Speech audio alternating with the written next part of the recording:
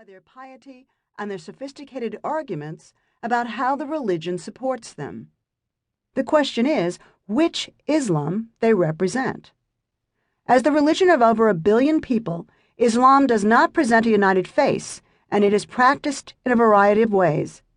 Syncretistic forms in Indonesia and Africa, traditional beliefs in rural areas of Central Asia, Egypt, Iran, and North Africa, secularized variants in Tunisia, Iraq, Syria, and Turkey, and mystical Sufi sects which dominate large swaths of the Muslim world.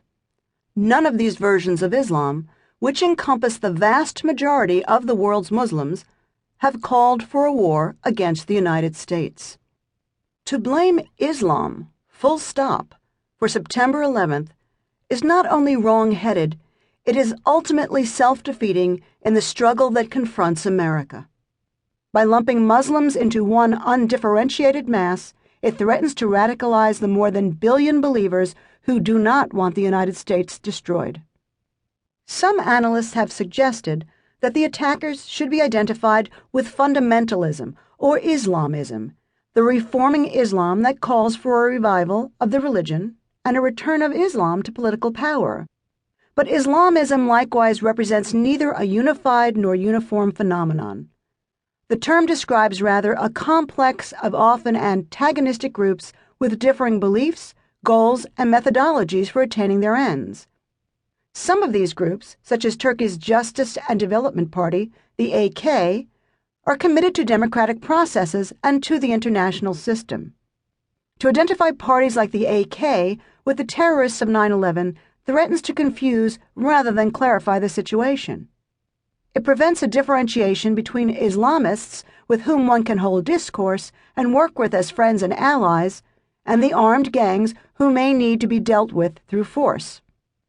This book will argue that the 19 men who attacked the United States and the many other groups who continue to work for its destruction, including al-Qaeda, are part of a radical faction of the multifaceted Islamist belief system.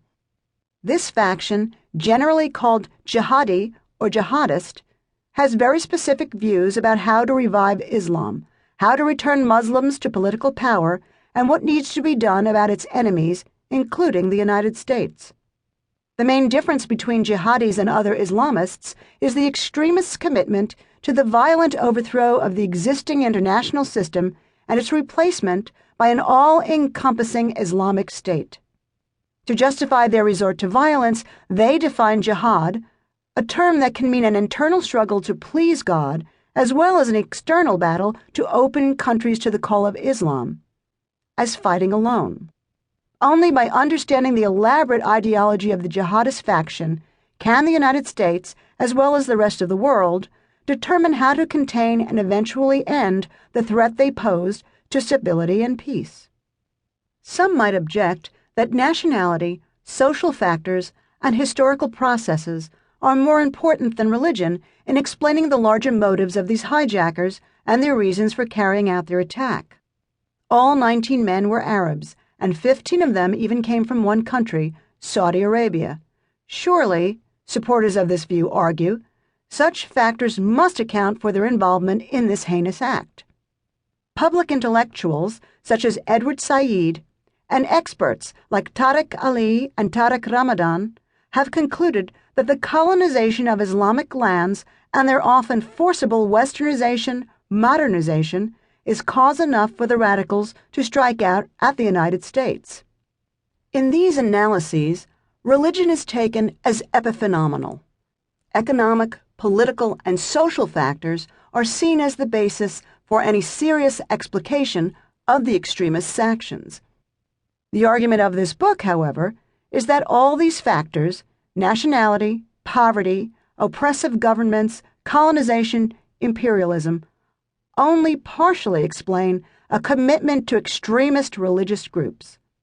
These are important underlying issues that may push Muslims towards some sort of violent reaction, but they do not, by themselves, explain why jihadis have chosen to turn to violence now, and why the extremists offer religious explanations for all their actions. Muhammad Atta and the other 18 men who took part in the